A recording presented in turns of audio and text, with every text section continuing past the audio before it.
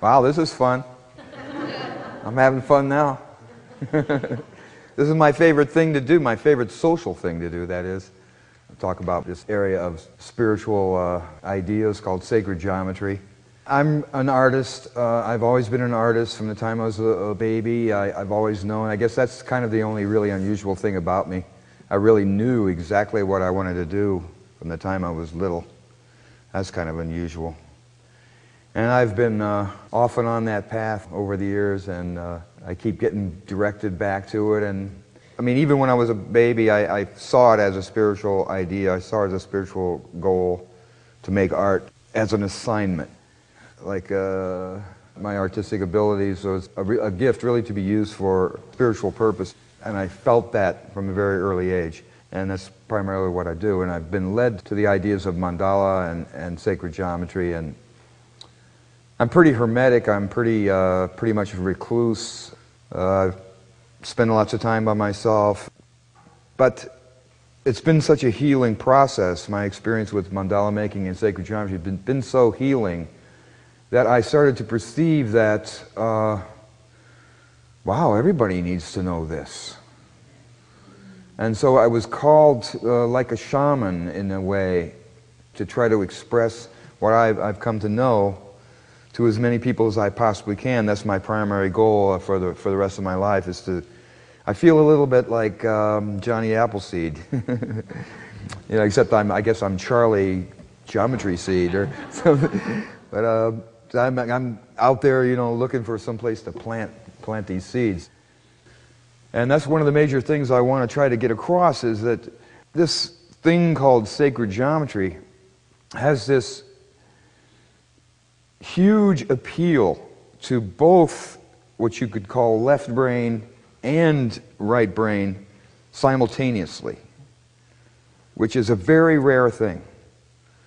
And so on the one hand, it appeals to the scientific sequential time-space kind of mind, the mind that thinks about logic and numbers and mathematics and those kinds of things, and it satisfies totally. And then at the same time, sacred geometry, the ideas of sacred geometry, the realities of sacred geometry appeal to our heart mind, our knowing, the knowing in us, our intuitive sensibility simultaneously. So I believe that if we could be introduced to these ideas, that we would see the world entirely differently. And when I first got involved with sacred geometry, it was so mystical, so powerful, And I was so excited about it that I tried to tell all my friends about it. And, I'm stumbling around trying to find words for something that there aren't any words to. And I would say, but Sam, you gotta, and I would start to talk about it, and their eyes would just glaze over in about 5 seconds as soon as I started talking about it. And I said, oh my God, this is not easy to do. This is really, really hard. Well, I've been practicing for a long time. And I think that I have the words, I believe. And that's what I pray for. I pray for that Spirit will allow me to find the words and to find the passion and to find the truth in a way that will touch every single person that comes to this workshop this afternoon, somehow. I don't know how, but that is my goal and that is my intent, to touch everyone and to plant some kind of seed that will significantly affect the quality of your experience here in this time-space opera that we're in the middle of. So one of the things we're going to do this afternoon when we get going into this workshop, I've got this book which is all loaded with cool stuff. I made this so that you can disassemble this and you can scan it and you can put it in your computer, you can duplicate it. That's the idea. Yeah, and there's lots of templates in here. You can make your own mandalas, and I want you and encourage you to play with these forms in here. All right? So even if you come and you just get the book and you stand up and you walk out, you'll be ahead. But if you stay, oh yeah, you'll get a lot more. So I just wanted to say one more thing, and I'm going to let you go. And I was struck when this candle was lit, because the whole essence of sacred geometry is based on single-pointedness, oneness, atonement, unity idea, undivided single-pointedness.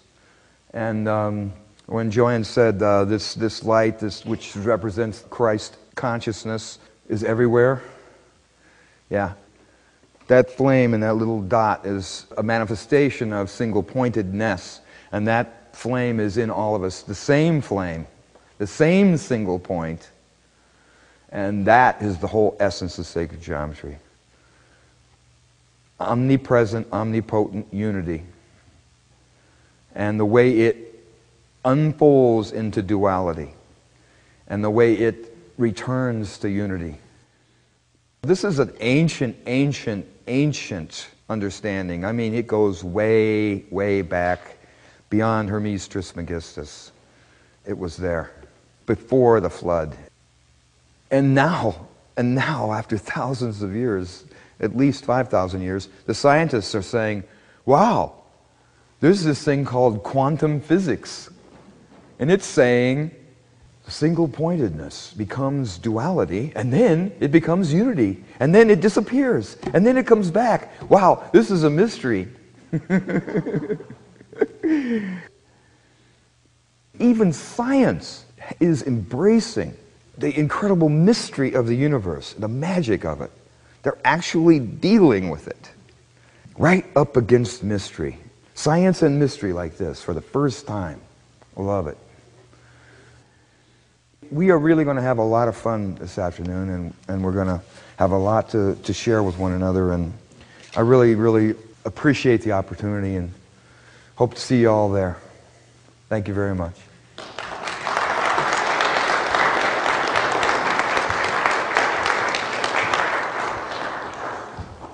Thank you, Charles. You're welcome.